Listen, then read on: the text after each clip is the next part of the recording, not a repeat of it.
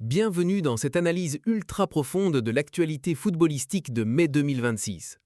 Alors que le Paris Saint-Germain s'apprête à défier le Bayern Munich pour une place en finale de la Ligue des Champions, les coulisses du club s'agitent autour d'un nom légendaire, Cristiano Junior. Est-ce le coup marketing ultime ou un vrai projet sportif? Nous décryptons également le séisme à Madrid. Kylian Mbappé, blessé, est au cœur d'une polémique de communication sans précédent après son voyage en Sardaigne. Entre la gifle de Rudiger à Carreras et les tensions internes, la Maison-Blanche brûle-t-elle? Enfin, focus tactique sur Arsenal. 20 ans après, les Gunners retrouvent la finale. Pourquoi leur style pragmatique divise-t-il autant les légendes comme Wayne Rooney ou Samir Nasri? Et que dire du silence de mort décrété au Vélodrome? Au programme, analyse tactique PSG-Bayern, psychologie du vestiaire madrilène, sociologie des supporters de l'OM et décryptage des transferts du Barça, Bastoni-Alvarez. Nous y sommes, ce moment suspendu où le football bascule du sport à la mythologie. Ce soir, sous les lumières du Parc des Princes ou dans l'arène glaciale de l'Allianz Arena, peu importe le lieu géographique, c'est l'âme d'un projet qui se joue. Le Paris Saint-Germain contre le Bayern Munich. Un classique moderne, une opposition de style, d'idéologie, de structure.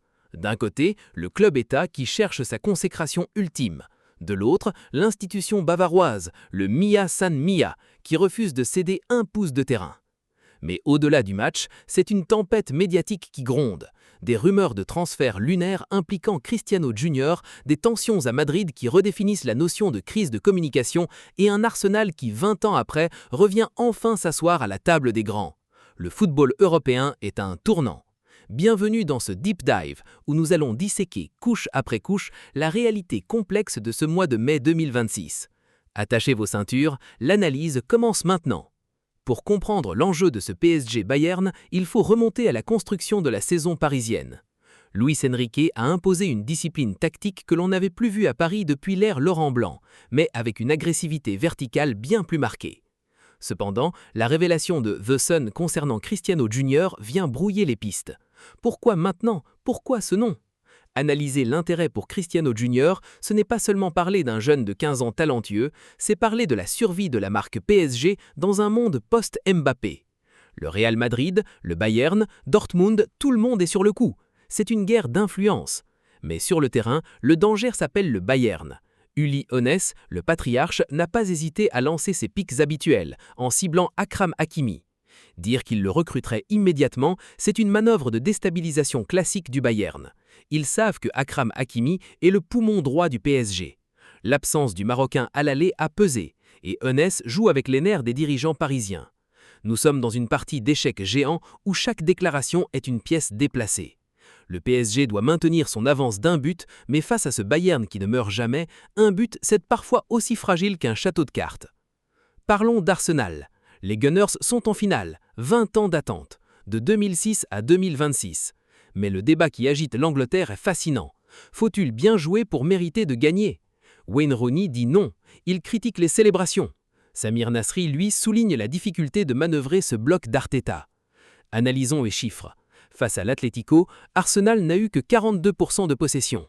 C'est une hérésie pour les puristes du style Wenger. Mais regardez le field tilt, l'inclinaison du terrain.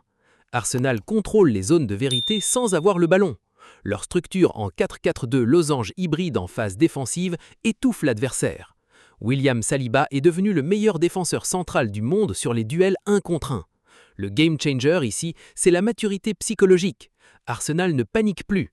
Quand Wayne Rooney dit qu'il célèbre trop, il oublie que cette équipe a grandi dans la douleur des échecs répétés. La victoire contre l'Atlético est un chef-d'œuvre de cynisme.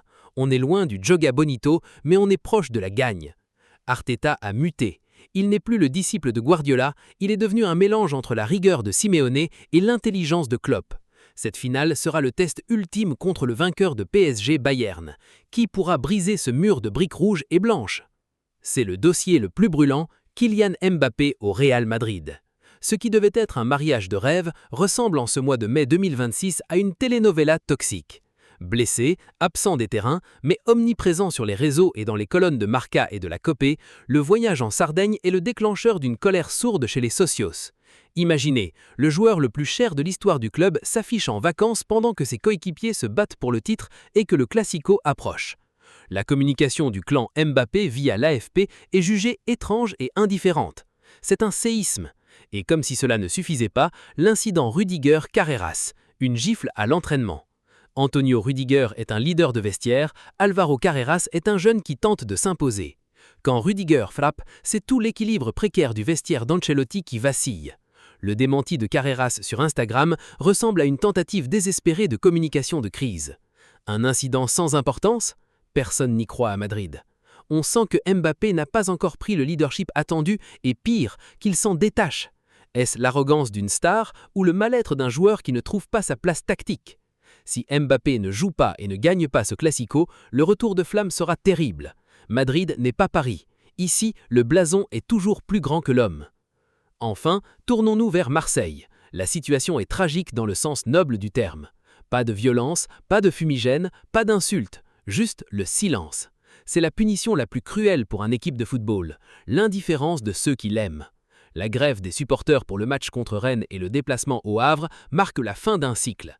Pablo Longoria est dos au mur. Les joueurs sont mis au vert, une mesure qui semble d'un autre âge, une punition scolaire pour des professionnels millionnaires. La fracture est totale. Tactiquement, l'OM ne propose plus rien. Les stats de XG, Expected Goals, sont en chute libre depuis 3 mois. On assiste à un naufrage collectif où même les individualités comme Aubameyang ou Balerdi semblent s'éteindre. Qu'attendre de la saison prochaine? Le Barça, de son côté, prépare déjà l'avenir avec Bastoni et Joao Pedro, montrant une clarté de projet que l'OM a perdue.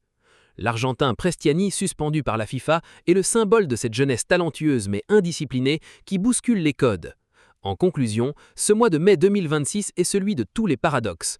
Entre le luxe insolent de la rumeur Cristiano Junior et le silence glacial du Vélodrome, le football nous rappelle qu'il est avant tout une affaire d'émotion et de respect. Si vous avez aimé cette analyse, n'oubliez pas de vous abonner, de liker et de me dire en commentaire qui sera le champion d'Europe cette année. On se retrouve très vite sur la Foot Chrono. Ciao!